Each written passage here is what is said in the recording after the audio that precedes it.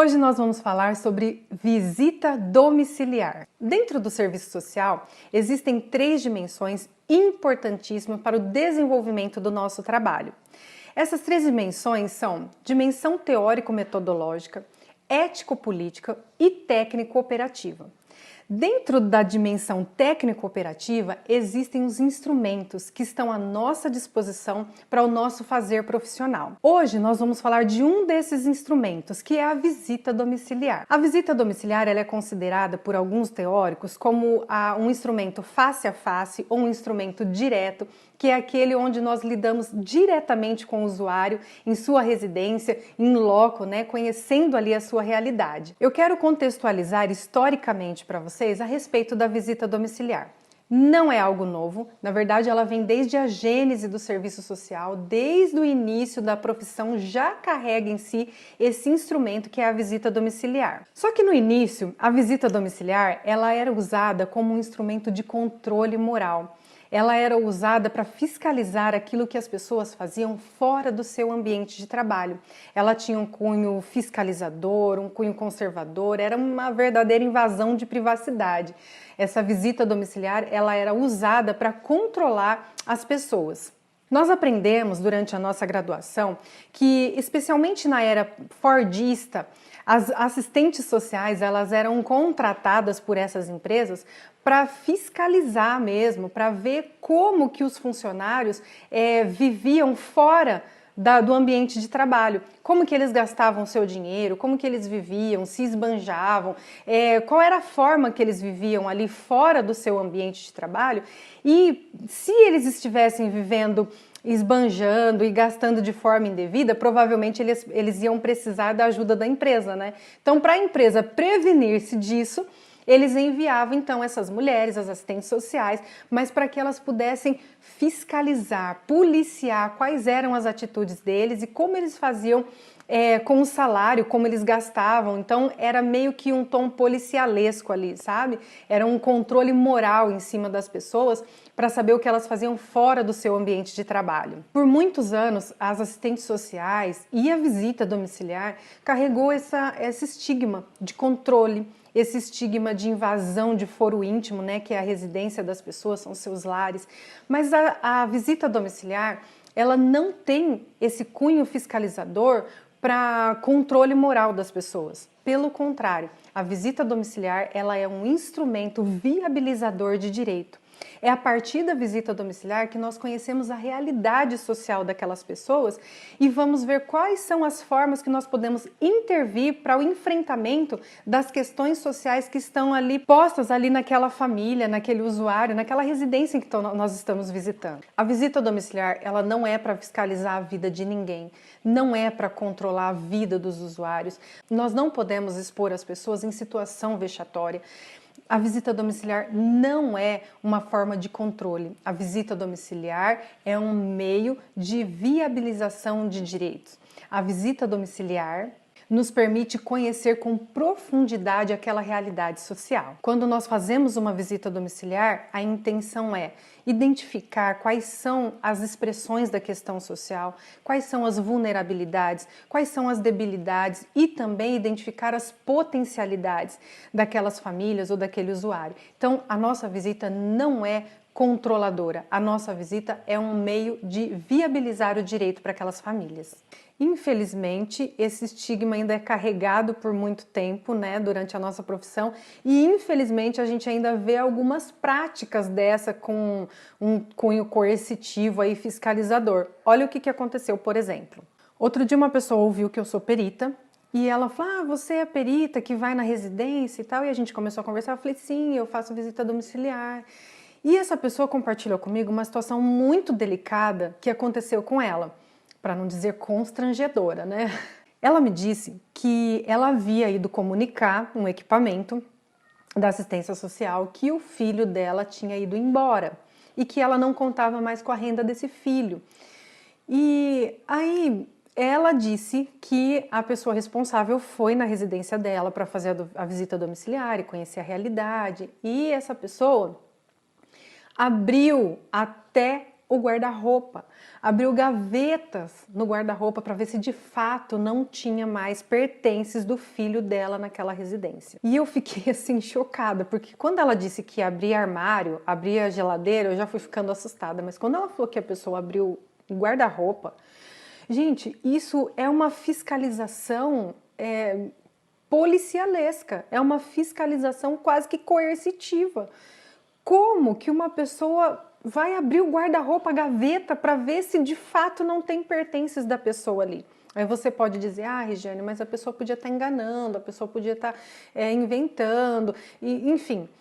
Ela não conseguiu identificar se estava ali ou não, porque não tinha pertences, mas se a pessoa estiver fazendo isso de propósito, estiver tentando enganar, ou enfim, nós não temos, em determinadas vezes, como identificar isso. Nós não podemos olhar dentro do guarda-roupa, dentro de uma gaveta, para ver se de fato a mulher está falando a verdade ou não.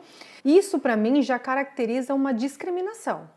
Já caracteriza um preconceito. Quando já vai carregada de preconceito fazer uma visita, isso, para mim, já mostra uma prática muito conservadora, de controle, de coerção, que já foi rompida há muito tempo. O nosso código de ética, ele diz que nós temos que abster-nos, ou seja, de recusar o policiamento do comportamento das pessoas. O nosso código de ética traz ainda que a gente tem que recusar o autoritarismo, agir sem discriminação, sem preconceito, sem julgamentos. Então eu acho que quando a gente se presta a abrir armário, abrir geladeira, abrir guarda-roupa, desculpa, mas eu não aprendi isso durante a minha graduação. A visita domiciliar, quando a gente faz, ela é para viabilizar um direito. É para conhecer a realidade social daquela pessoa, não o que ela tem dentro do guarda-roupa ou dentro do armário. Eu não faço isso e ninguém deveria fazer. Então, eu me desculpei em nome da classe, em nome da categoria, disse que não é uma prática, né, que deva ser feita, mas infelizmente a gente ainda vê algumas situações dessa forma acontecendo. É claro que nós recebemos quesitos do juiz, quesito dos advogados, quesito das partes, agora aqui falando enquanto perita, né, eles mandam os quesitos que eles querem que nós respondamos ali para eles e perguntam mesmo como é a casa, quais são os móveis que guarnecem a casa, como são. Então existem alguns quesitos que eles fazem que de fato são situações que às vezes só no você observar você já consegue responder. Porém, nós é que conhecemos a nossa atuação profissional. O juiz, o advogado, as partes lá que fazem as questões, eles não conhecem a nossa atuação profissional. Na verdade, é por isso que eles precisam de um assistente social para ser um auxiliar, para poder desvelar ali as situações da realidade social daquelas pessoas, porque eles não sabem. Então, quando eles mandam alguns quesitos que fogem da nossa realidade, nós é quem conhecemos os nossos compromissos éticos, nossa dimensão teórico-metodológica, ético-política, técnico-operativa. Então, eles não conhecem, nós conhecemos. Então, nós temos que responder a ele dentro daquilo que cabe à nossa matéria de serviço social. Mas eles perguntaram. Sim, perguntaram, mas nós vamos responder dentro das nossas competências técnicas. E os móveis que guarnecem a casa como são? O que eu digo? Os móveis não afastam a situação de vulnerabilidade daquelas pessoas. Não é porque tem um móvel, ou porque tem uma TV, ou porque tem um forno elétrico que vai afastar a situação de vulnerabilidade. As vulnerabilidades e as situações que as pessoas estão vivendo vão muito além de ter uma televisão em casa. Então, cabe a nós fundamentarmos as nossas respostas nas nossas teóricas, nas nossas teorias, nas nossas bibliografias e fundamentar as respostas que eles querem dentro da matéria de serviço social. Nós vamos mostrar para ele qual é o nosso trabalho, o que nós estudamos, o que nós vemos na realidade social quando nós estamos ali na residência daquelas pessoas. Então, perguntar, eles vão. Você vai deixar de responder? Nem sempre, somente aquilo que foge da nossa responsabilidade, mas aquilo que está dentro da nossa matéria, que é dentro daquilo que nós estudamos, que nós nos especializamos, nós vamos responder dentro do embasamento teórico do serviço social. Tá? Então, o que eu sempre digo, gente, de repente, porque tem... eu não especifico os móveis que tem, nunca listei móveis de jeito nenhum. Eu sempre enfatizo que Os móveis que tem na residência não afasta a situação de risco daquela pessoa. Não é porque ela tem determinado móvel que faz com que ela não precise daquele benefício que ela está pleiteando. E isso nós que vamos mostrar para eles dentro daquelas respostas que nós vamos colocar naqueles quesitos, tá? Então, o que a gente olha enquanto a gente está ali fazendo aquela visita? Qual é a nossa observação? Quais são as expressões da questão social que estão postas ali? A pobreza, a violência, o desemprego, discriminação, trabalho precário, falta de acesso ao trabalho, trabalho escravo, trabalho infantil, falta de moradia, violação de direito. Então, gente, olhar móveis, enquanto nós temos tanta coisa que envolve as expressões da questão social. Ah, mas o juiz perguntou do móvel. Tudo bem, coloca aquilo que ele colocou, mas fundamentado, dizendo que aquilo não afasta a condição de risco, aquilo não afasta a situação de pobreza, de vulnerabilidade, aquilo não afasta a necessidade da pessoa em requerer aquele benefício que ela está pedindo. São inúmeras as expressões da questão social. Então, o nosso papel ali na visita domiciliar é conhecer aquela realidade e ofertar os serviços socioassistenciais que estão disponíveis para aquela pessoa. Viabilizar o direito que ela está pleiteando. Fazer ali com que aquele direito que cabe àquela pessoa seja viabilizado através do nosso trabalho, através da entrevista, da visita, através do nosso laudo, relatório, parecer, de todos os instrumentos que nós utilizamos. Nós temos um monte de instrumentos para utilizar, para poder viabilizar aquele direito, garantir a plena informação. Então, a visita domiciliar passa por tudo isso. A visita domiciliar, para ela ser concretizada com efetividade, ela tem alguns processos. Então, os processos importantes para a visita domiciliar é o planejamento, a execução e o registro. Eu vou falar um pouquinho de cada um deles, tá? O planejamento, ele passa por toda a parte de organização antes da visita domiciliar. Por exemplo, análise documental, qual é a família que você vai visitar, o endereço, quais são os membros daquela família, quem você vai entrevistar, qual é o objetivo da sua visita, o porquê daquelas entrevistas, onde você quer chegar com todo esse trabalho, com todo esse estudo social que você está preparando. Então, o planejamento passa por todas essas situações, inclusive o de marcar ou não a visita. Essa é uma questão bem recorrente, gera um pouco de polêmica, mas eu vou falar um pouquinho a respeito da minha experiência com as visitas domiciliares que eu realizo. Como não existe um consenso a respeito de marcar ou não marcar a visita, eu sempre explico o seguinte: você que é assistente social, que é uma técnica competente, capacitada, você está naquele processo, então cabe a você decidir a necessidade de marcar ou não a visita domiciliar. Por quê? Quando eu vou fazer as minhas perícias, eu atuo sempre com benefício de prestação continuada. As minhas visitas são para idosos e pessoa com deficiência, para fazer a perícia social a respeito da concessão ou não do benefício. Geralmente essas pessoas, elas têm muitos compromissos, principalmente com relação à saúde. Exames, médicos, consultas, fisioterapias. Então, assim, eu já fui muitas visitas que eu não encontro as pessoas em casa justamente por conta dessas situações. Então eu decidi que sim, eu iria começar a marcar as visitas para que eu pudesse fazer um trabalho mais efetivo, para que as pessoas pudessem estar me aguardando.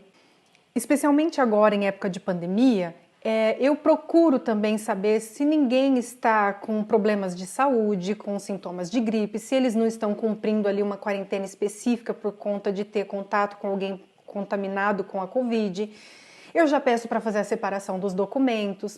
Então, assim, tem sido um tempo muito rico e muito proveitoso fazer essas marcações de visitas, especialmente com relação ao benefício de prestação continuada para o idoso e para a pessoa com deficiência.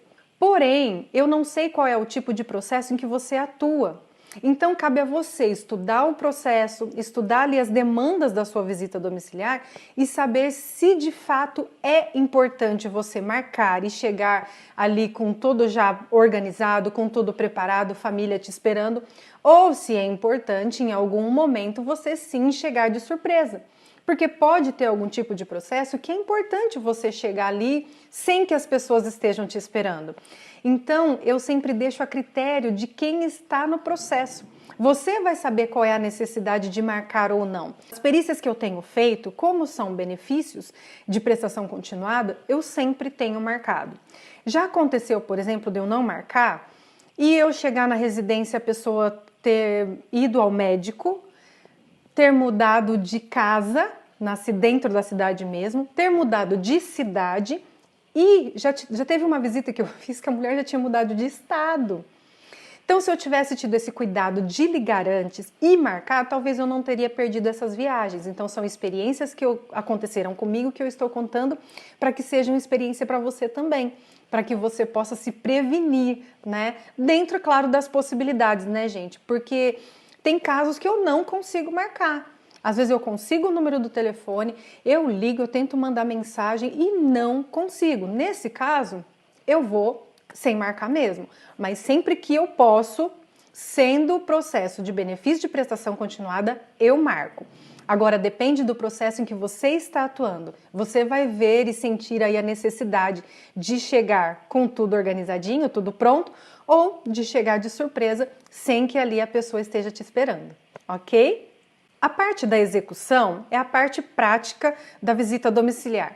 Já é quando você está ali em loco, você está na residência, você está ali já se preparando para entrevistar, para fazer todo aquele diálogo, né? E eu trago muito importante a respeito de um princípio do nosso código de ética, que é garantir a plena informação. Então, durante a execução, é onde você vai garantir a plena informação para aquele usuário. Ou seja, o porquê você está na residência dele, qual é o motivo da sua visita, qual é o objetivo. Você precisa se apresentar, apresentar qual equipamento você está representando ali. Você precisa pedir autorização para entrar, você precisa pedir autorização se você for gravar. Eu não costumo gravar as minhas entrevistas, eu sempre vou anotando no momento, não costumo gravar, mas se você acha que tem necessidade, você acha importante para depois, na hora de montar o relatório, montar o laudo, você tiver a gravação, você precisa pedir essa autorização. Se você for fotografar, você precisa pedir autorização e explicar o porquê. Esse lance das fotos eu vou falar um pouquinho mais para frente. Então, o usuário ele é um cidadão de direito e de autonomia, ele está na residência dele. Então, nós precisamos respeitar, né, a residência, respeitar a autonomia dele e sim pedir autorização para tudo que formos fazer. Né? O nosso código de ética diz que nós temos que garantir a informação, então ele precisa saber quais são as nossas intenções ali na residência dele.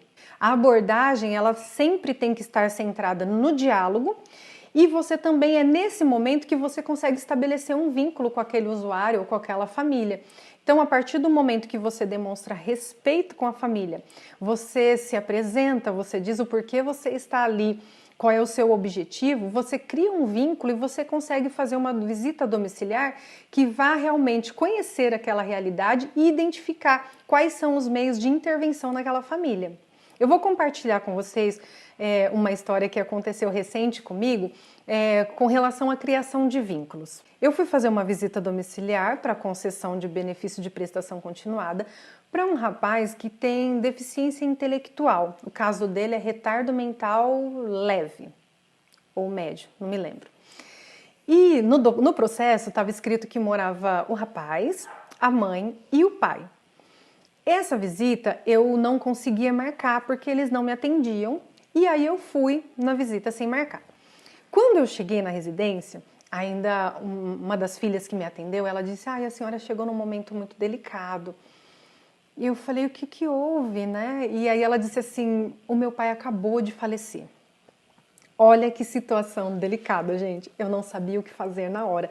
E eu falei, não precisa chamar sua mãe, não precisa chamar ninguém, né? Não precisa chamar o autor, falei o nome do rapaz.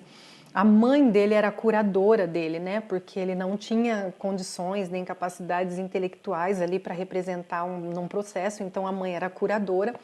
E eu falei para a moça que me atendeu, eu falei, não precisa chamar sua mãe, não precisa chamar o autor, eu não vou fazer essa visita hoje, eu não vou fazer essa entrevista hoje, eu volto um outro dia. Mas nisso, a curadora, a mãe do rapaz, já vinha vindo de encontro ali comigo e ela estava chorando bastante. E aí eu fiquei assim desconcertada na hora e eu falei, eu sinto muito, desculpa ter chegado num momento tão difícil. E ali conversei rapidamente, eu falei, eu vou voltar outro dia, eu não quero atrapalhar vocês, eu não quero incomodar. Mas a mulher não me deixou embora. E eu fiquei muito constrangida, não sabia muito o que fazer, mas a mulher fez questão que eu entrasse. Não, eu quero que a senhora entre, por favor, senta aqui um pouquinho. Quer que eu faça um café? Eu falei, de jeito nenhum, não precisa de fazer um café. Eu falei, eu não queria ficar, mas ao mesmo tempo foi uma situação muito delicada ali. E a mulher, né, a esposa ali que perdeu o marido, ela já tem 70 e poucos anos, eles tinham 50 anos de casados. E ela me chamou para sentar, então eu falei, eu vou entrar, vou sentar um pouquinho, vou ficar ali, acolher, né, naquele momento. Mas eu falei, eu não vou fazer a perícia, não vou fazer a visita domiciliar ali como uma técnica, né.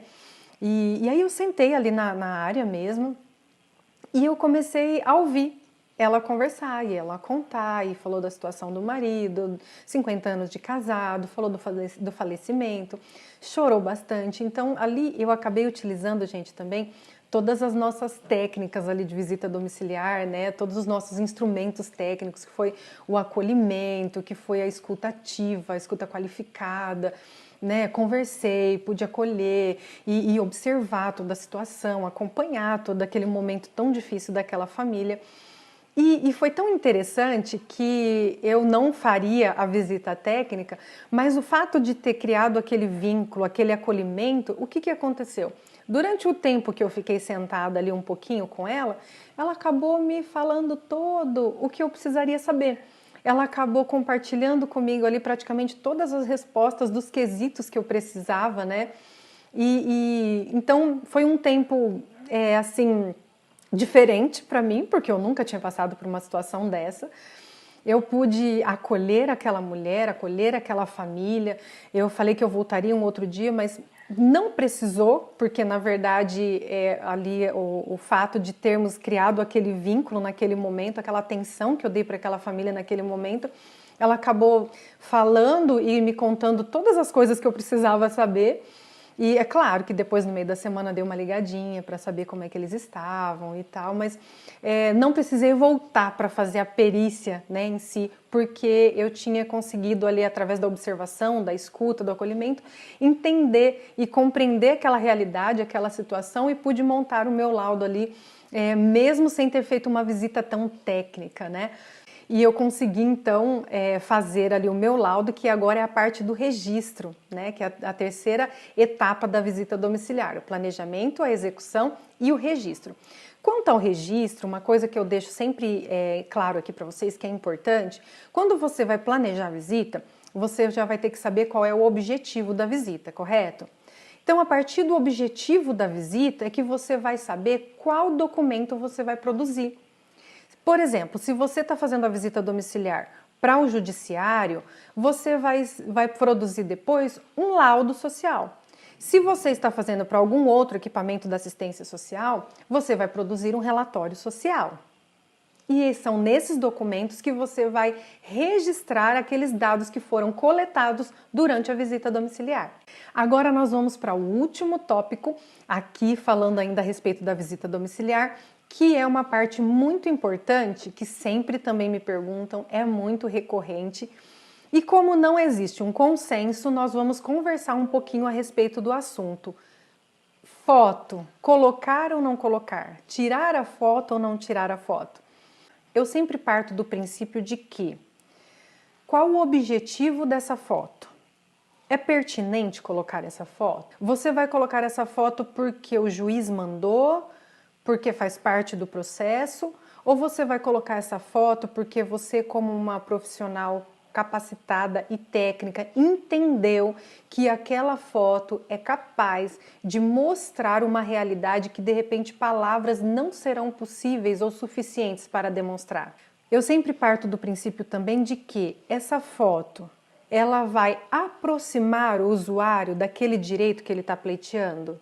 Essa foto, ela atende uma necessidade ética, técnica. É pertinente colocar essa foto? Você entendeu quantas perguntas eu fiz aqui a respeito da foto? Então, naquele momento que você está fazendo aquela visita, você está compreendendo aquela realidade, aquela situação. Se você achar que aquela foto não vai expor o usuário a uma situação vexatória, nosso código de ética nos proíbe colocar o usuário em situação vexatória. Então, a foto ela precisa passar por todos esses princípios. É importante? É pertinente? Vai aproximar o usuário do benefício que ele pleiteia?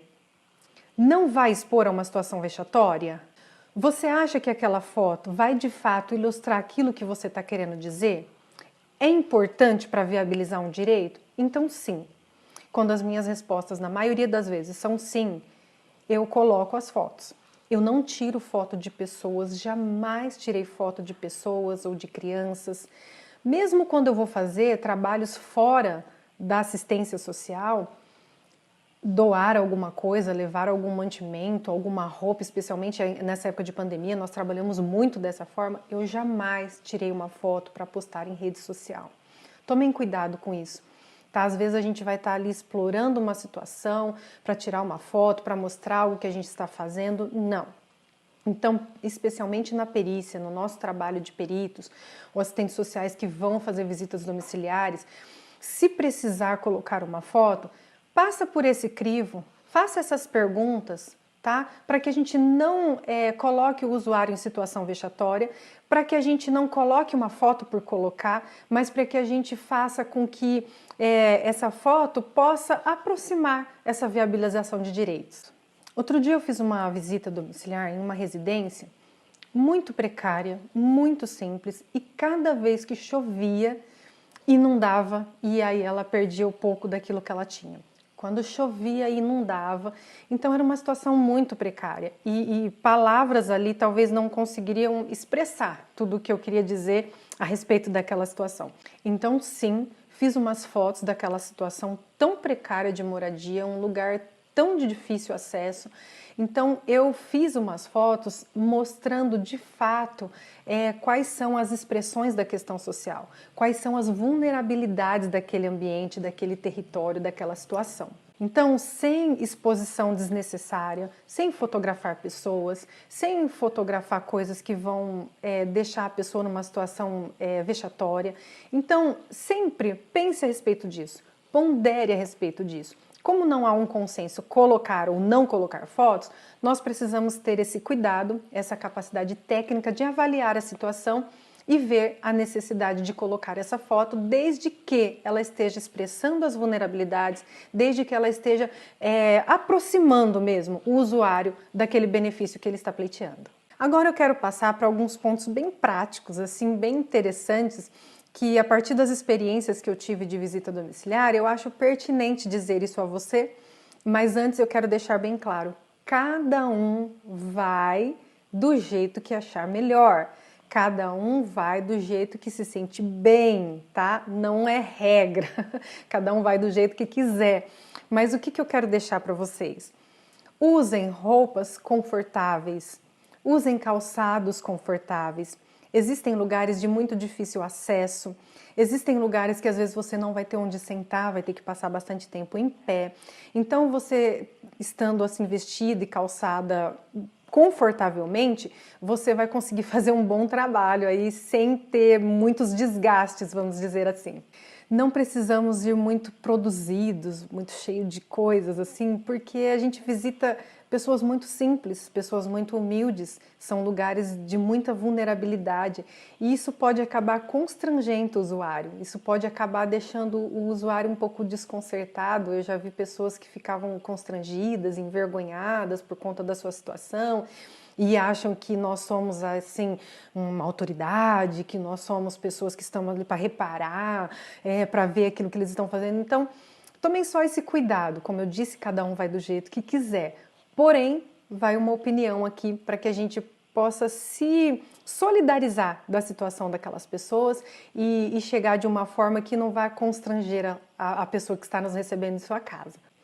De repente pode parecer desrespeitoso, né? A gente chegar numa residência tão humilde e as pessoas achar que nós somos tão além da realidade deles. Então, é só esse cuidado, tá? Não me levem a mal, é só uma experiência de uma pessoa que já passou por várias situações, que já fez muitas visitas, encontrou situações assim de extrema vulnerabilidade. Eu sei que vocês, como assistentes sociais, também já devem ter visto muitas situações dessa forma. Então é só um cuidado mesmo, para que você possa ficar à vontade, para que você possa ficar confortável em qualquer ambiente que você for. Outra coisa importante também é usar uma linguagem acessível ao usuário. Nós temos vários termos técnicos e a gente pode guardar esses termos técnicos para quando formos falar com outros técnicos, com outros profissionais, numa palestra, numa aula. Mas o usuário, a gente precisa ter uma linguagem que seja acessível, que ele compreenda aquilo que nós estamos fazendo, aquilo que nós estamos falando. Nós precisamos falar de uma forma mais clara, mais simples, para que eles possam ter esse entendimento. Ainda voltando a respeito da visita domiciliar lá de forma conservadora, é um ponto importante que eu lembrei agora. Eu peguei um laudo esses dias que tinha uma frase que dizia assim para o juiz: a casa estava limpa, organizada e não tinha mau cheiro. Eu procurei em todos os quesitos para ver se o juiz tinha perguntado isso. Ele não perguntou. Eu não sei em que isso implica colocar num laudo social. Nós não temos práticas higienistas. Não estamos na residência para ver se a pessoa está limpando ou deixando de limpar. Existem coisas muito mais importantes, fatores muito mais essenciais para que nós possamos olhar. Nós, enquanto estamos na visita para fazer uma viabilização de direito, para conhecer aquela realidade, nós temos que olhar, por exemplo, a infraestrutura, nós temos que olhar o saneamento básico, iluminação pública, acesso a CRAS, CREAS, hospitais, postos de saúde, escola, transporte público, pavimentação em rua, são muitas coisas. As barreiras que as pessoas enfrentam ali, especialmente aquelas pessoas com deficiência, quais são as barreiras que, somada àquela deficiência, impede que ela desenvolva a vida plena ali diante das outras pessoas, diante da sociedade. Então, por favor, vamos tomar cuidado de não voltar com as práticas antigas da visita domiciliar. Práticas higienistas já foi rompida há muito tempo. Nós não estudamos para ver se a casa da pessoa está limpa ou está suja, tá? Então são situações e detalhes que eu achei importante pontuar para vocês. Eu acho que esse conteúdo aqui já é de bastante valia, é um conteúdo muito importante, que você possa aproveitar tudo isso que foi falado para que acrescente valor naquilo que você está estudando. Muitas coisas do que eu falei aqui é conteúdo de prova, então que você aproveite esse vídeo, que você aproveite esse conteúdo. Espero ter contribuído com você, com o meu conhecimento. Nós estamos aqui para uma troca. Você pode também curtir, comentar, compartilhar dessas experiências que eu contei para vocês. Então, eu agradeço desde já pela presença de cada um, te agradeço por ter assistido até aqui e que esse conteúdo seja muito riquíssimo para acrescentar no nosso trabalho profissional.